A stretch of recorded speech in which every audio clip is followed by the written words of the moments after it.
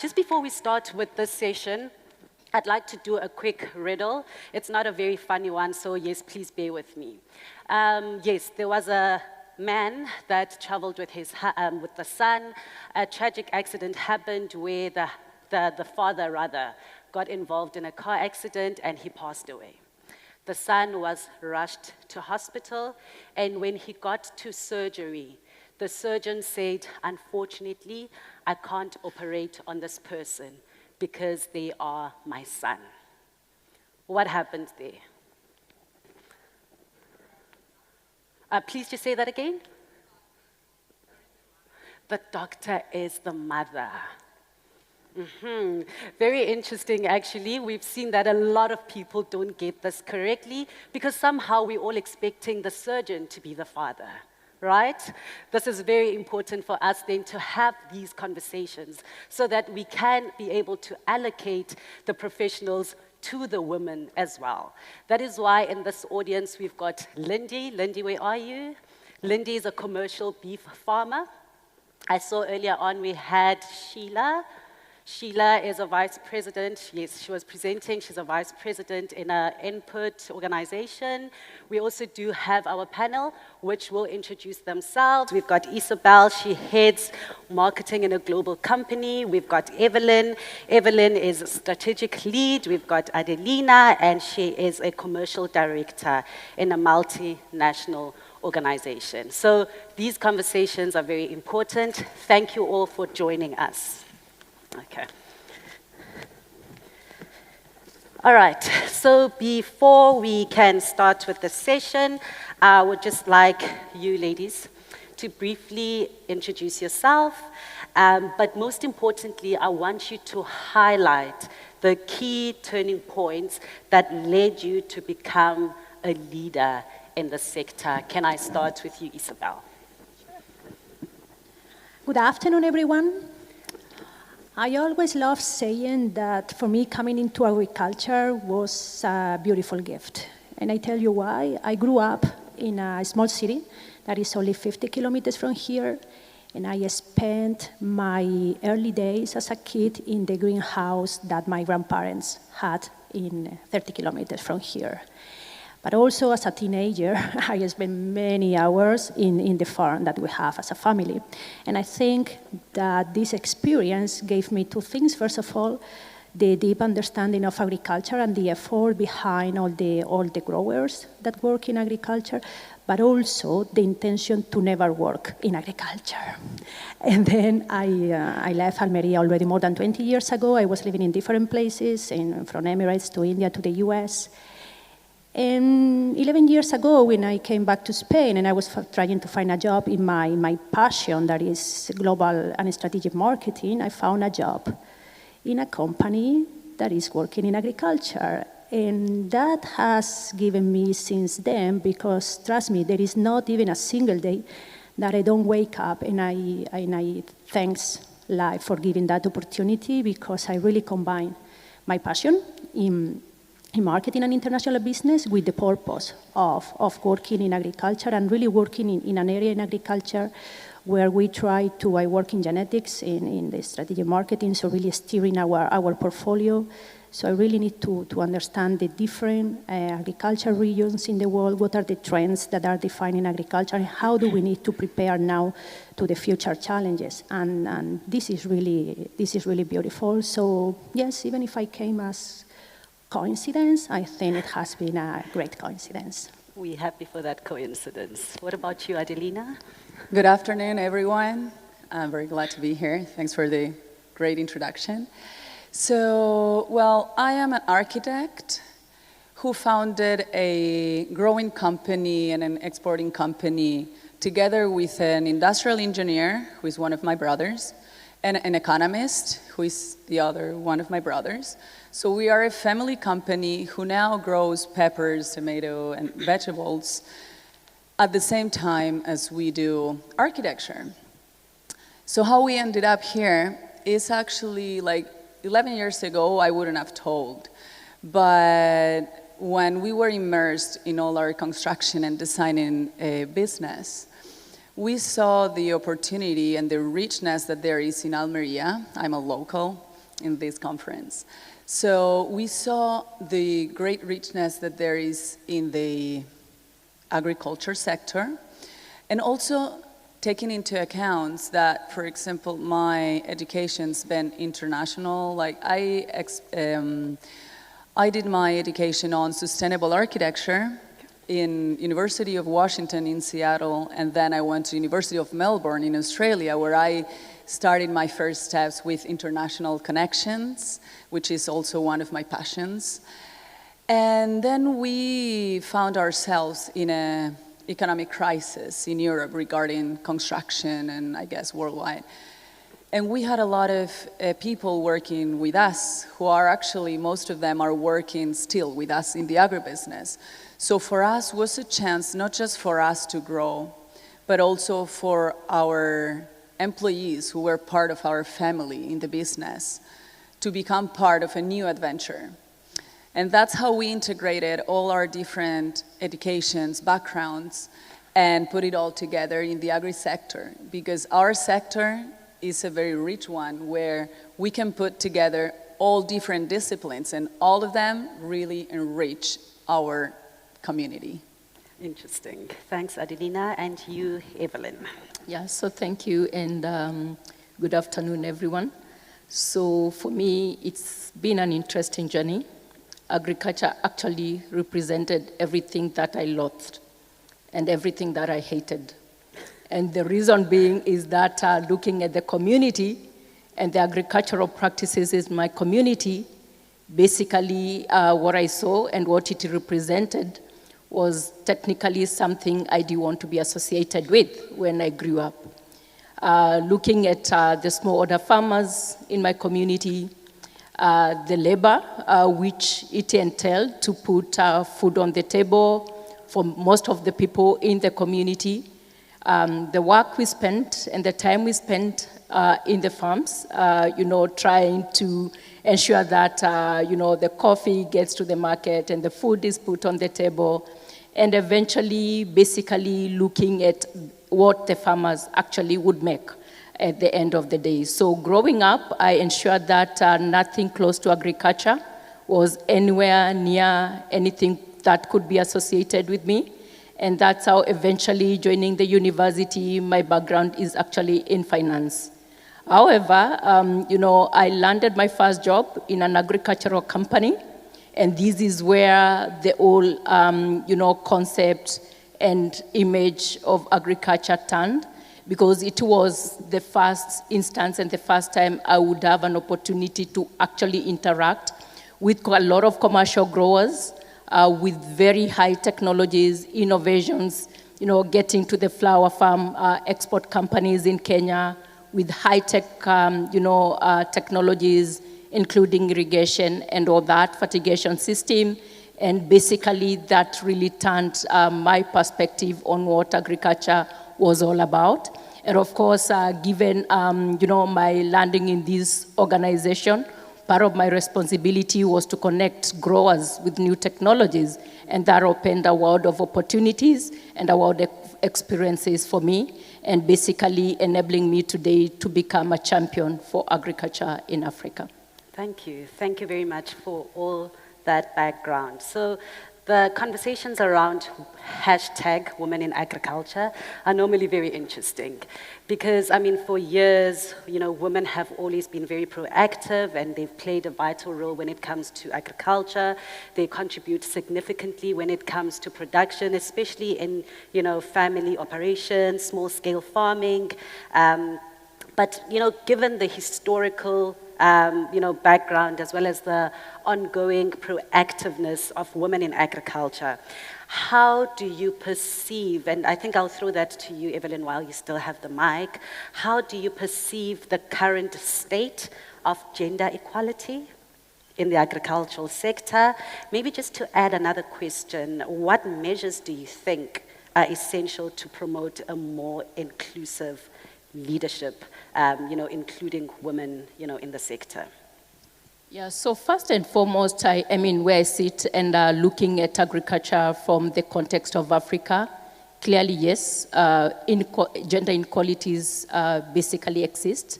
And if you think about it and think about the woman in Africa, they are very great catalysts and they are backbone of the economies and their communities and the rural economies, if I may put that. But again, looking at the statistics, we know today that 66% of women in sub-Saharan Africa are employed in agri-food system. 71% of that is in Southern Asia countries. And this tells you the key responsibilities that women bear, and also in sub-Saharan Africa, actually considering 50% of the total food production and the labor force is basically born by women. However, having said that, the question is, how do these gender inequalities basically exist today? And thinking about it and looking at it from a context of Africa, I mean, and what the woman needs actually to do, you see the uneven, biases when it comes to access of resources, access of assets, including things like land rights, which basically are shaped by cultural norms and all that. But also thinking about the responsibility of the women and the fact that they need to produce basically the food of a growing population, which today statistically, actually Africa 50% of the population is below 25 years old. And thinking around the responsibility of the women to feed this growing population. The question which comes out for me in terms of gender inequality is basically how long will the African woman technically bear the burden of food production on a handheld oar because of the accessibility of the assets and resources which are available for the woman. And take an example of land rights as an example. A lot of women don't have access to land rights simply because culturally, it's supposed to be held by communities and all that. And these are some of the things which really create biases for women and doesn't actually allow the women to basically fully participate in agriculture and possibly actually take advantage and earn what is rightfully, supposed to be earned by a woman. But just also think around it when it comes to also cultural social norms. Over and above, basically food production, the burden of childbearing, the burden of taking care of the families and playing the very critical roles in their economies, you realize also when it comes to the access of resources, like financial access, very much limited because number one, they don't have collateral. And if you think about the rural Africa, majority of women today are not banked. So technically, it means in the small pieces of land, which belongs to communities or to their spouses, should be feeding the woman and should be contributing basically to the outcomes at the end of the day. Third, when you think also around the inequalities which currently exist, is basically the policies which also protect really women in terms of how do they advance in agricultural opportunities and value chains.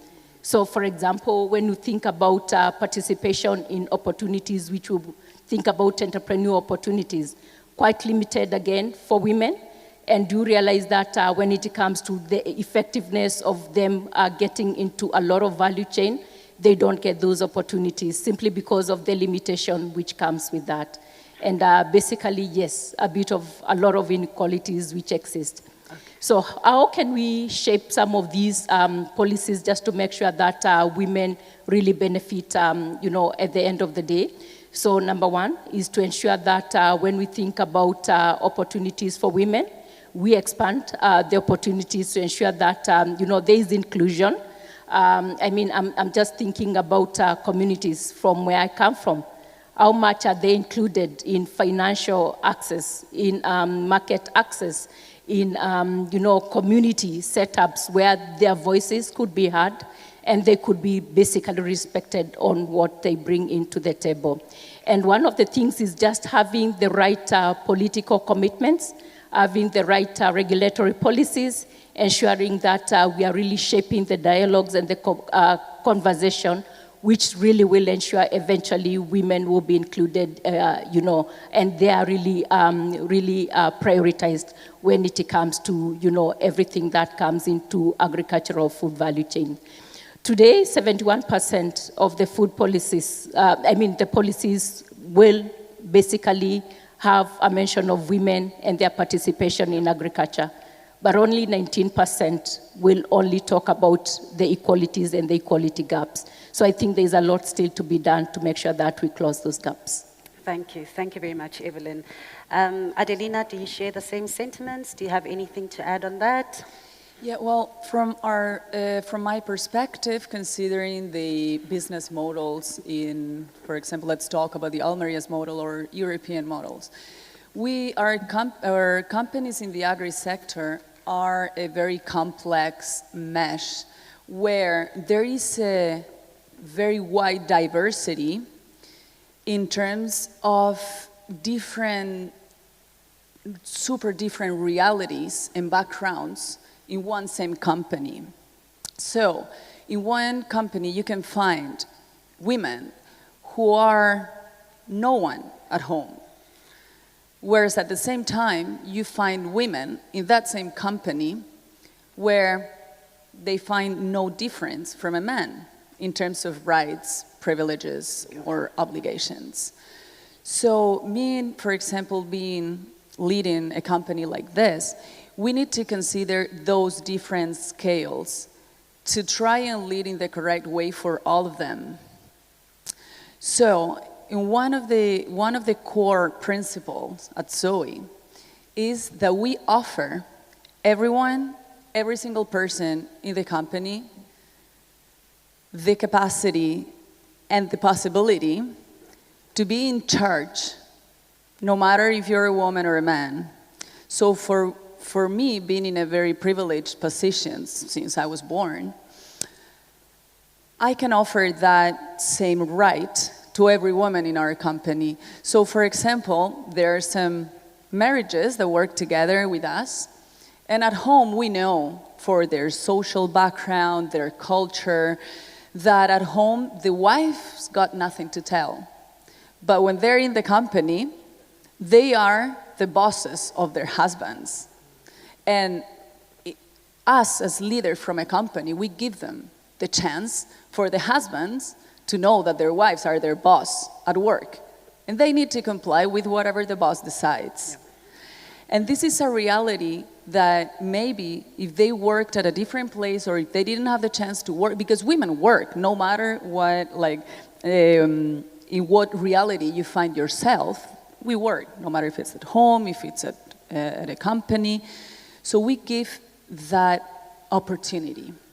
At the same time, we have the other reality where I could find myself, for example, where I don't find, or there is this other scale where women are totally accepted and no problem or no difference, really. But there are differences. There are subtle differences. There's always something.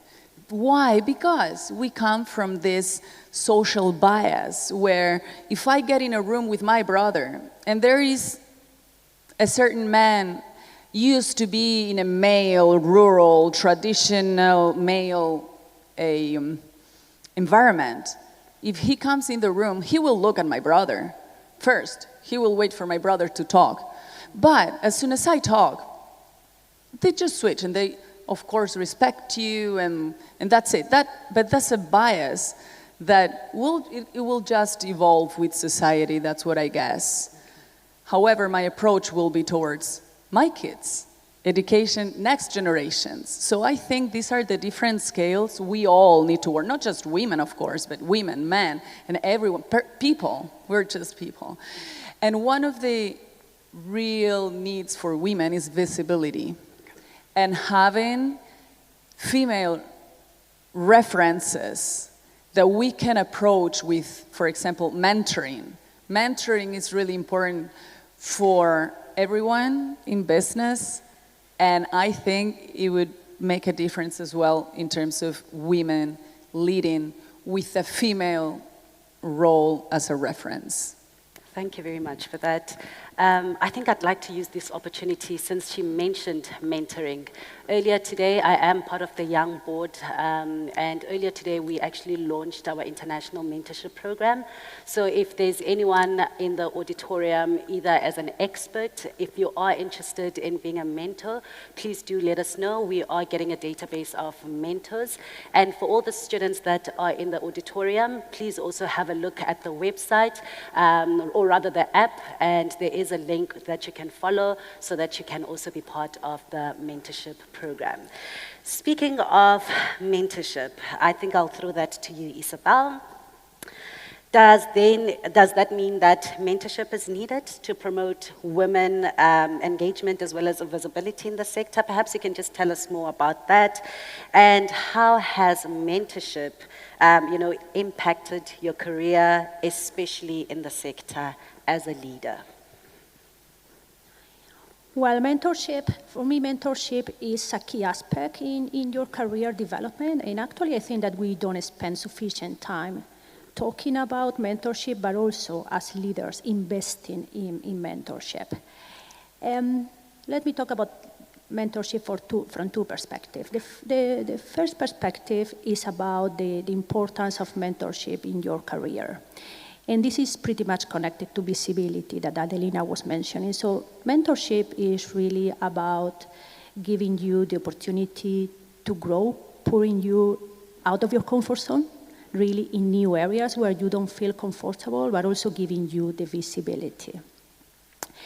I remember very well when I started working, and I always say I was completely wild. So I was really lacking. I was having the competences to work, but not necessarily the interpersonal skills to grow in my career. And what really made the difference was a mentor, someone senior that was really investing time, giving me feedback, coaching, but also putting me in difficult situations for me to grow in a safe environment.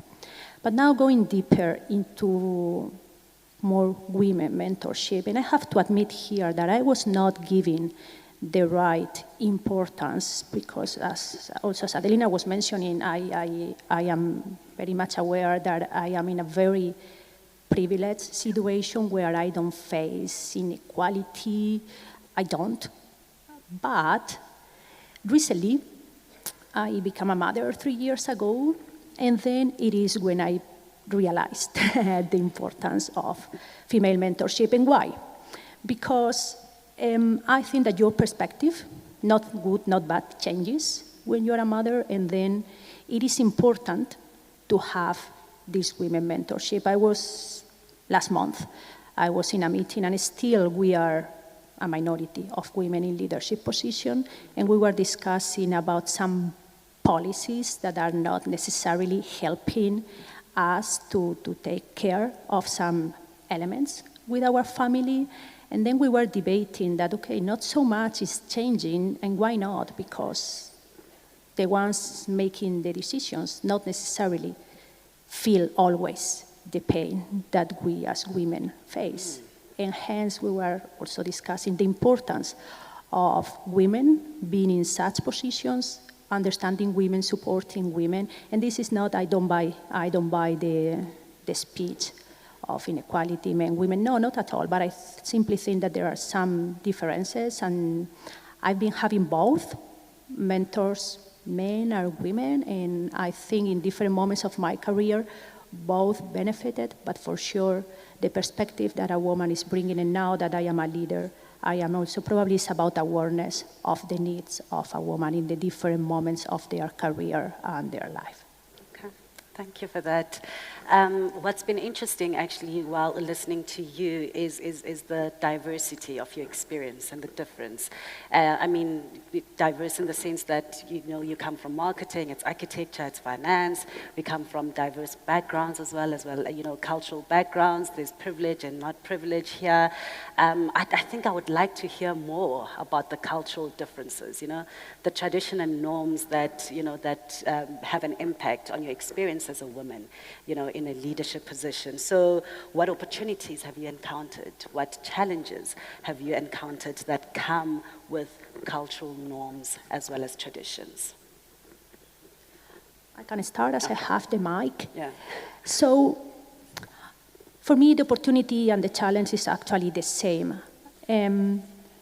For me, the biggest learning is, we were saying here, we were listening from Africa, from Europe, there are differences. This is a reality, and I think that we need to adapt to the realities. It's very easy to go to a place and try to implement our way of working, and I think that diversity is really about respecting deeply and accepting the cultural differences and appreciating those cultural differences. But at the same time, we have a responsibility. And why do I say that? Again, I was recently this year in India, and we were talking, HR was talking about talent development and equality and inclusion, but then we were in a room, 50 people, only 2 women, both of us from Europe.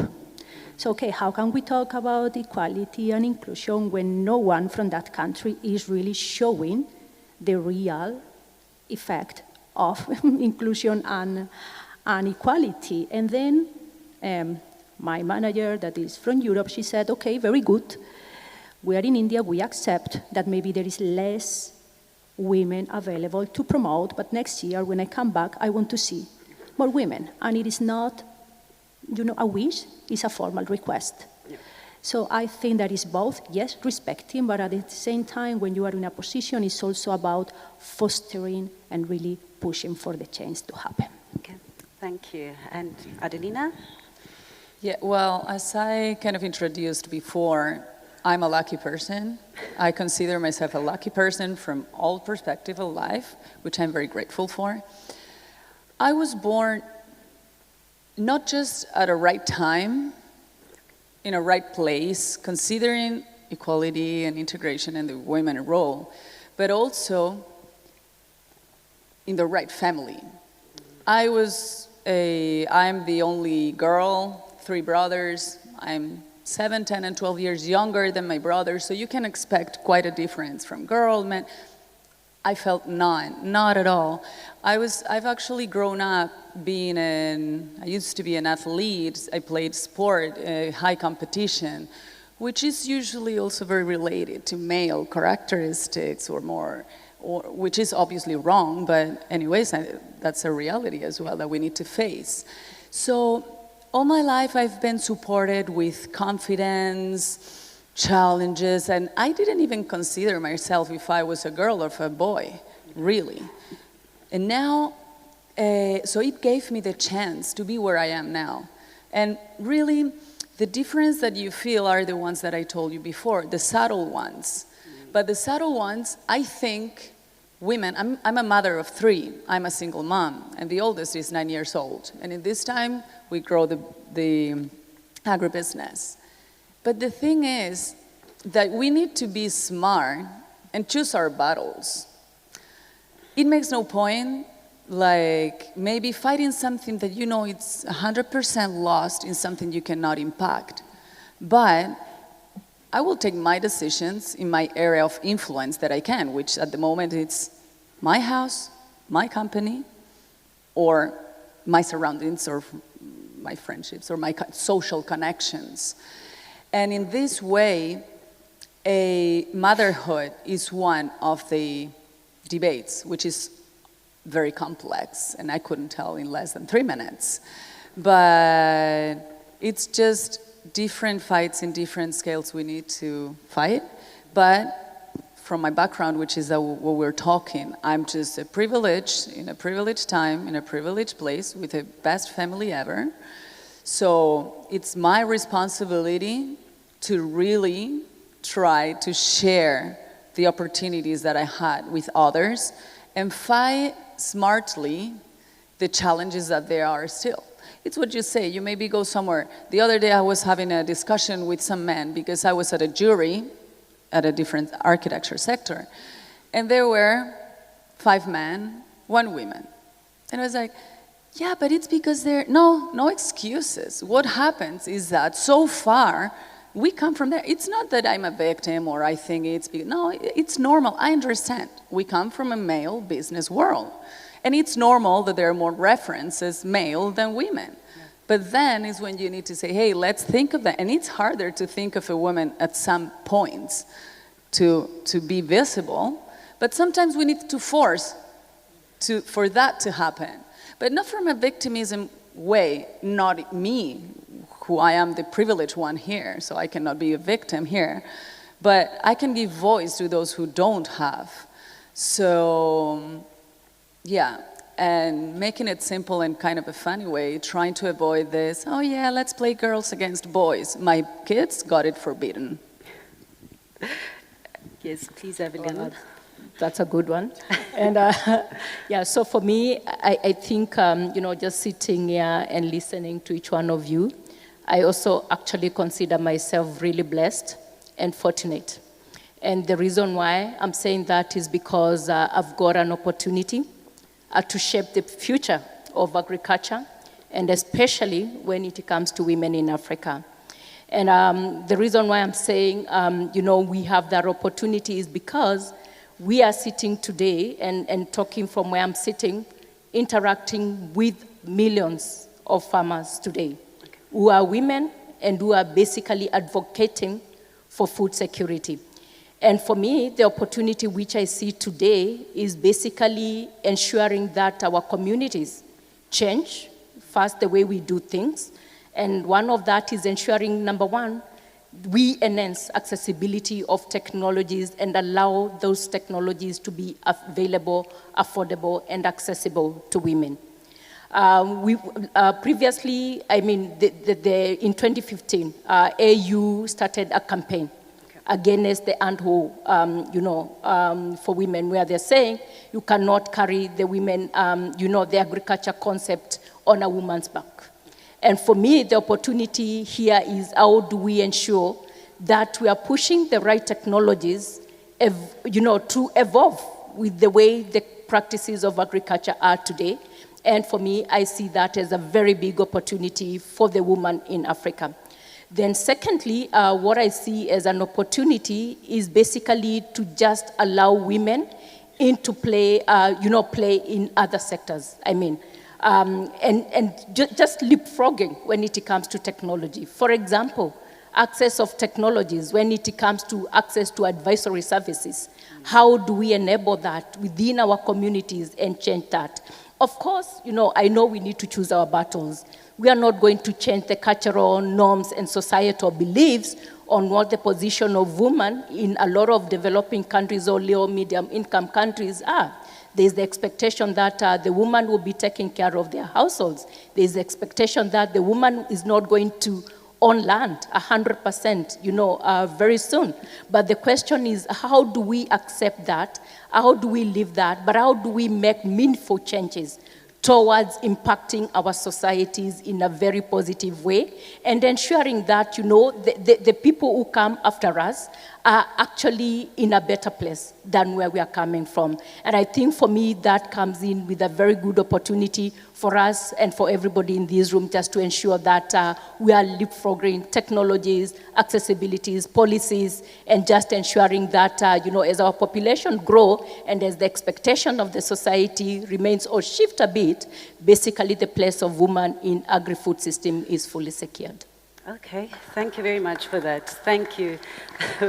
Powerful statements indeed. And I think the most important takeaway that we can, take on from all our panelists is how, if you are in a better, position, creating that space so that the other people that are coming, have a much safer position, I think just in closing, we had a conversation with a colleague, and I'm not sure if she's here, based on inherent skills. So we all have those, but there are particularly inherent skills that women have. I would like to know, and while you still have the mic, Evelyn, what inherent skills do women have that they can bring in the sector that could be beneficial, of course? And if you could just maybe give us examples of those skills that you have used in your current position as a leader. Yeah, so for me, the first one is care and concern. Care and concern because I think it first shapes my purpose. So basically, when I come to work every day, I'm coming because I believe in whatever I'm doing is gonna impact somebody's life. So when I'm interacting or shaping a strategy for smallholder farmers in Africa, you know, when I'm thinking about gender specialty solutions which we bring to the market, I think for me, the core is how do we care enough for the communities that we are interacting with? So for me, thinking about how much we care for the communities and now I'm connecting that to my purpose actually speaks to me every day, and it's something that I take with me every day.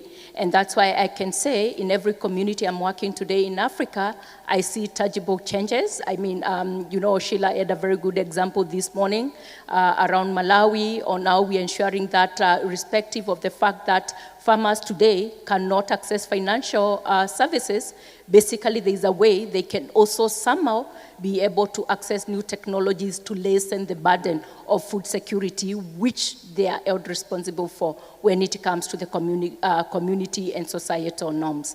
The other bit of it is basically influence. I think, you know, and there is different way of influencing. So influencing our communities, influencing the people we work with, but also just helping the, you know, the younger generation to think positively about agriculture. And I think looking at my story, I know a lot of people, and especially in Africa, they don't want to be associated with agriculture. Why? Because it's considered as you know, just a painful labor, right? You know, just where you produce, you toil morning till evening, and basically you still considered, you know, less privileged in the society.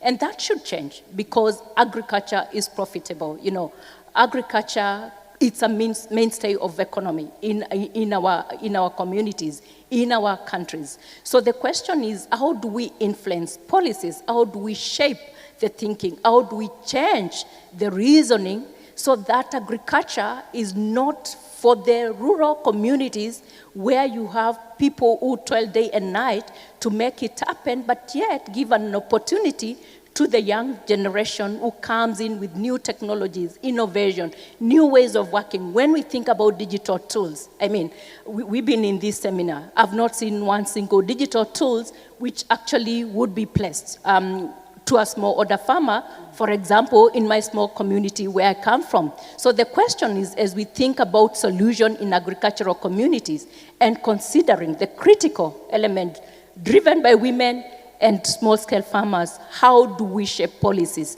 How do we shape conversation? How do we innovate? And how do we shape technologies to ensure that those technologies are not just for the advanced markets, but they are also inclusive, and actually you can sit down and think about a smallholder farmer in Nigeria who basically would still want to benefit from those technologies. So the power of influence, shaping policies, shaping commitments, political commitments, just to ensure that gender inclusivity, women in agriculture and smallholder farmers are basically, you know, taken care of, you know. Yeah, so I think that would be my intervention. Can I just quickly put you on the spot? Yes, please. Using your care skill, and you mentioned how important it is to, you know, influence and take care of younger people. Does that mean you'll be signing up as a mentor for our mentorship program? Definitely, yes. I would. Looking forward to that. Thank you. Absolutely, yes. I mean, again, yeah, so that's one of the ways that I feel privileged because, I mean, you can change the mindset of basically people, communities, societies, you know, around that, and I would love to do that. Oh, thank you for the much. opportunity. Thank you. All right, Adelina. So concerning inherent skills, I totally agree with the fact that humans, of course, are studied by different science, and men and women, we are different from many aspects in terms of neuroscience, in the way we would react or not. But I think this is a very dangerous question. It is. And not simple to answer. Why? Because if we start listing the number of inherent skills that women have, we are making us different, which we are, but taking it carefully, because I don't think we have, like, I am 100% a woman or 100% a man. We have, or there are, not women's skills, but feminine skills and masculine skills. And each person, we've got a different percentage of feminine skills and masculine skills. You can be a woman with a higher percentage of feminine skills, but you will always have masculine skills. Or you will have more masculine skills or feminine, that you will play with them depending on where you are, the decisions you must take, the relations you must deal with.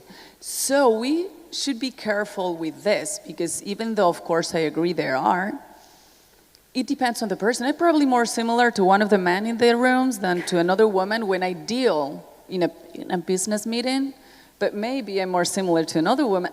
It's so more than women's skills or men's skills, I would talk about feminine and masculine. Okay. So where I find the important task that we all have, everyone, not women, but men, is that we need to make aware that feminine skills are not weaker than masculine skills. So we come from a tradition that, of course, Margaret Thatcher, I mean, she was kind of a man, but with a woman gender.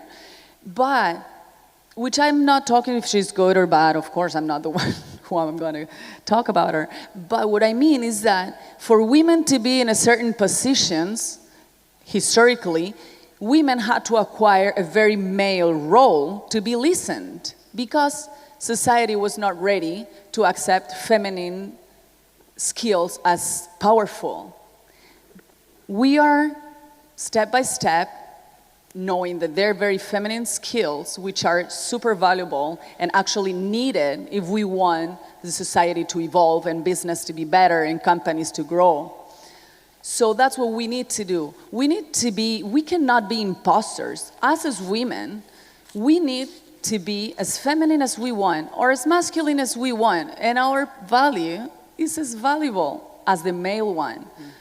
So that's what we need to fight for. Now, talking about families and about motherhood, there was a time where you couldn't, your colleagues couldn't even know if you had sons or daughters, because then you would be criticized by your decisions because, oh yeah, because she's got kids, oh, you need to go home for the kids. It was seen like something weak, like a weakness.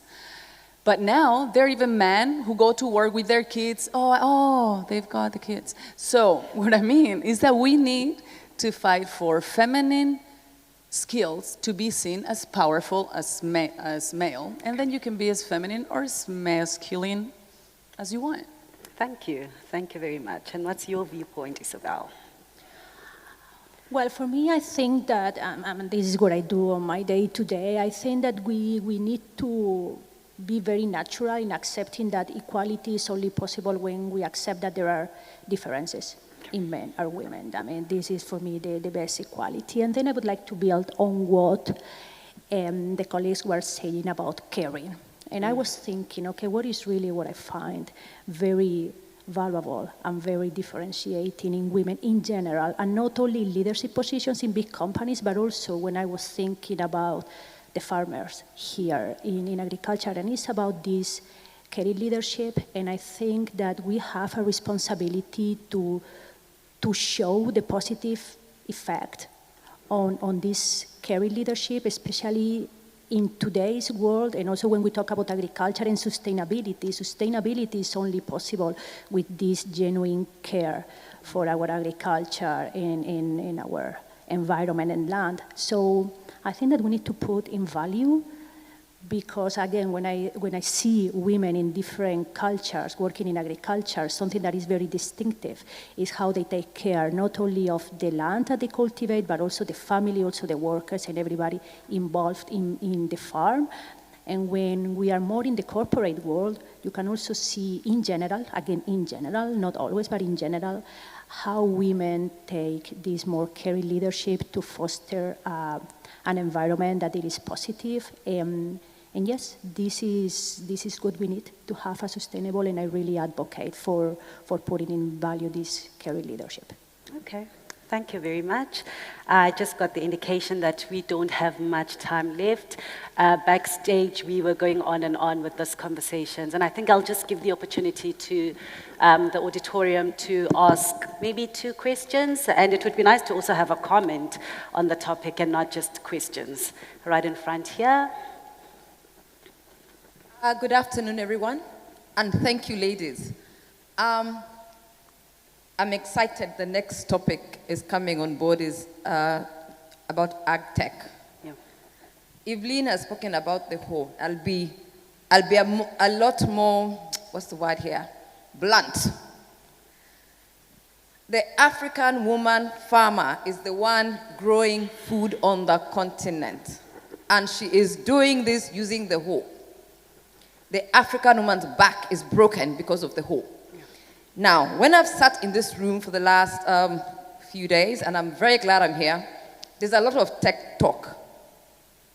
I hope someone is going to come and tell us how we are going to retire that hoe to the museum and bring technologies that the farmer can use on an acre, half an acre. I don't know, will it be a robot? Will it be, I don't know, what is it that you're going to come and show us here?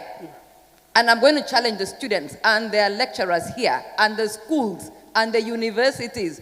Where is that technology where the smallholder farmer, the woman farmer of Africa, is going to stop breaking her back to feed the continent using a hoe?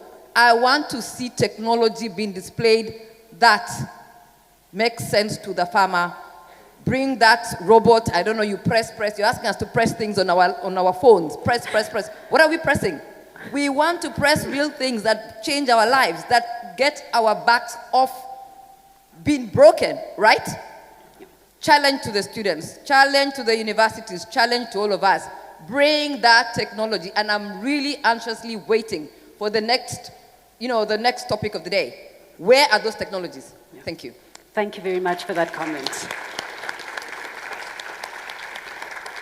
I can't see the president, but I hope the message will go to Aiden. There is a challenge that in the next year's conference in Brazil, we see some exhibitions of these technologies. Yes.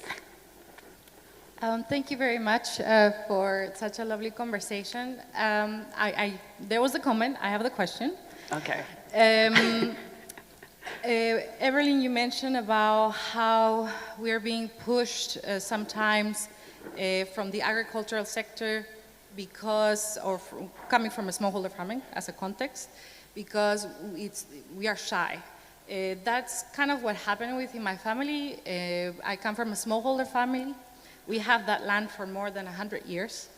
And my grandma was one of those women who said, my kid won't do it. I'm gonna run away. I'm shy about this. I want a better future. I'm very grateful. Thanks to her, I'm the first woman in the family that actually obtained a degree. And that led me to be here today with everybody else. And I was sharing with Catherine that IFAMA opened that conversation with the young students to approach and ask one of them, I really wanted to talk to you since you were the judge in our student cases, because I don't see a lot of women in what you're doing. You are really privileged. And I was thinking, wow, no, I had thought, because I'm working in Europe, that it's the same everywhere else. Yeah. But I realized it is not. None of the less, we're here today. The conference or the panel started. I looked around and there were a lot of men. So I said to Ronald, I'm going out and I'm going to bring a lot of women back. I was able to bring 2 of them, so I would call that success. Thank you. But what made me realize is there were a lot of women outside. And I went and said, we need to go and support our fellow women.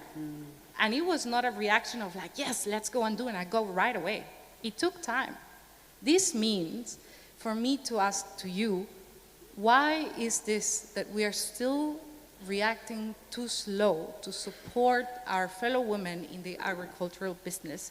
What is it that's still missing? Why are we still doubting ourselves in that way? I think the question was directed to you. That's a difficult one.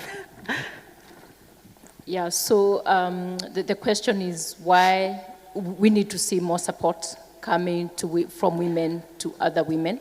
I think that is the question. And I think for me, this is what I call work in progress. Definitely, yes, women first by ourselves, we need to be our own cheerleaders because clearly not a lot of people will be cheering you on. So we need to learn to be our own cheerleaders and accept that it's not going to be a perfect journey. It's not going to be easy. And most of the time, I think a lot of us will be waiting actually to be clapped for, and it doesn't happen quite oftenly. And I give an example of my mom, who today basically bears the responsibility of taking care of our family, including myself, which she doesn't need to, but from a culture where she is, she bears that as a responsibility. But the question is, honestly, how many times did I see a lot of people sit down, clap for her, and say, well done, Mama, you've been doing a lot for this family for years? Most of us will not get that and do not get that. So for me, the encouragement will be, as a woman, recognize who you are, your own identity, your true self, and just stand up for what is right and what your belief system is. So I keep on saying, let's be our own cheerleaders, but when we have an opportunity, also let's clap for each other and let's open those opportunities for fellow women because it could be quite rewarding. Thank you. Thank you very much, Evelyn. I'll take the last question. We don't have a lot of time left. So, thank you. I'm Professor Ken Sloan from Harper Adams University in the UK. And to our colleague over there, with your challenge, we have 10 people from different African nations in our university this week being shown technology that they can take back to address the challenge that you've got. So I'm happy to talk to you about that afterwards as well. But I just want to talk about this conversation about women in agriculture. I was invited by the Royal Society in the UK 10 years ago to a conference which was looking at why women were not being promoted as quickly in either certain industry sectors or in academia as well. And they were looking at the truth of it and the barriers to it. So I was invited to that conference. I spoke at that conference. I was booed at that conference. And the very first question I took was from someone who said, what right do you have to be here because you do not understand? And my response to that person was, the fact that I am here shows that I care. It also shows I'm interested. It also shows I haven't got the answers because I'm willing to engage. And the point I was saying was, at that moment in time, I was more likely, wrongly, but more likely to have access to the policy levers for change than anyone in that audience at that moment in time. And what they did to me and said to me was, you are irrelevant to this conversation. So what I want to say to you is, for all of the men in this audience, what do you need them to do? There may be some who don't want to do anything, but there are plenty who do. So what do you need, other than just advocacy and support of women, collegiality support of women, recognizing talents, recognizing skills, and your point about different skill sets. I was criticized earlier on in my leadership career for not being male enough, for not being tough enough. Well, turns out those are the skills that I've needed now. So you've got an opportunity to put it right with not just women in the room, but with men in the room. So what do you want us to do? Can I quickly chip in there? Perhaps give everyone a challenge to answer that question. You know, both as women, what do we need but you as men as well, to answer how can you support women? I think we can continue with the conversation outside, especially because we don't have much time left. But that is a really, really powerful question that I think we all need to reflect on. What do we need and what you as men can provide? Thank you again to everyone for joining us for this session, and thank you everyone.